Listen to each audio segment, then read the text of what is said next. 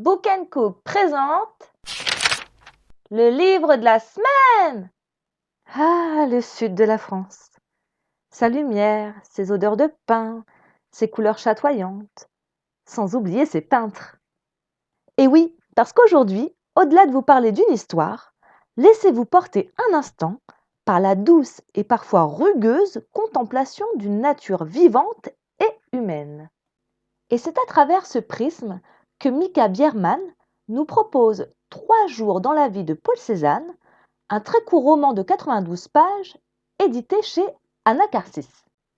Si sa peinture se fait précurseur du post-impressionnisme et même du cubisme, Cézanne n'est pas encore devenu un des dieux picturaux que l'on connaît.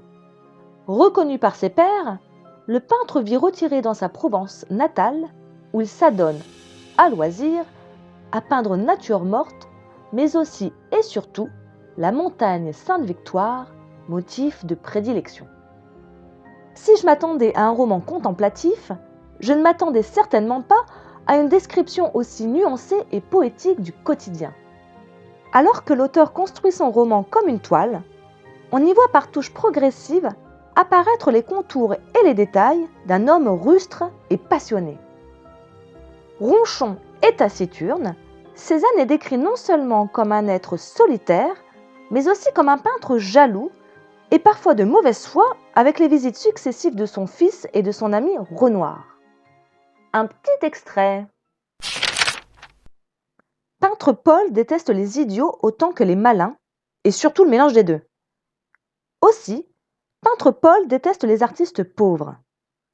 Il déteste les martyrs en tout genre, les tirs au flanc, les suicidaires, les suicidés. Mais avant tout, il déteste la peinture du Hollandais d'Arles.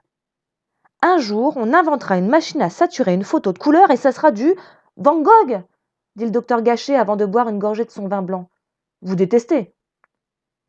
Paul regarde le ciel entre les branches. Il n'est ni jaune, ni rouge, ni turquoise, ni flamboyant. Il est pâle. Je ne déteste personne, dit-il. Vous détestez tout le monde. Ça revient au même. Vous ne l'avez jamais rencontré, c'est pour ça. Mais je l'ai rencontré.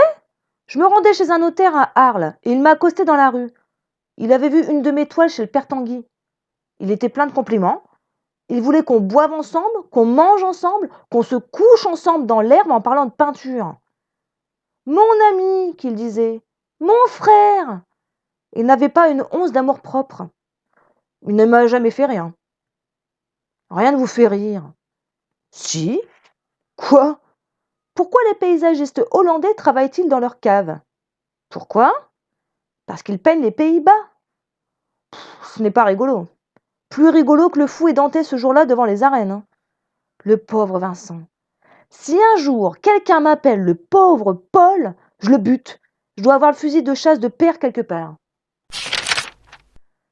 3 jours dans la vie de Paul Cézanne nous immergent donc dans une campagne surannée à l'aube d'un modernisme naissant.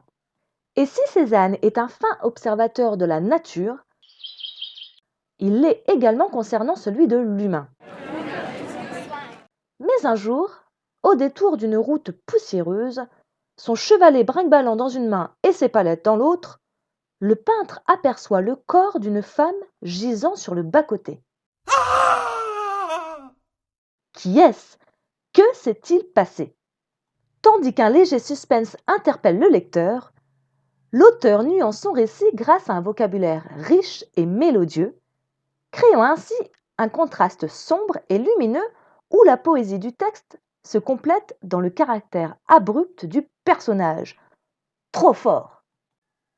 Parfois à la contrée de l'irréel en mettant en scène des êtres mythologiques, alors chose dont je n'ai d'ailleurs pas totalement compris l'utilité, évadez-vous vers le beau, le sauvage, où l'odeur des pins se mêle à celui de la térébenthine.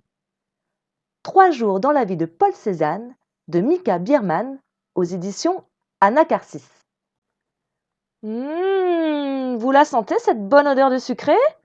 Eh ouais, parce qu'après le livre, la gourmandise. Alors l'indice sucré de la semaine, ce sera pomme. Bah ouais, parce que comment parler de Cézanne sans vous proposer un goûter à base de ces célèbres natures mortes? Alors pour les plus curieux, rendez-vous sur le blog Book Cook, et pour les autres, eh bien à la semaine prochaine pour de nouvelles aventures littéraires. Ciao!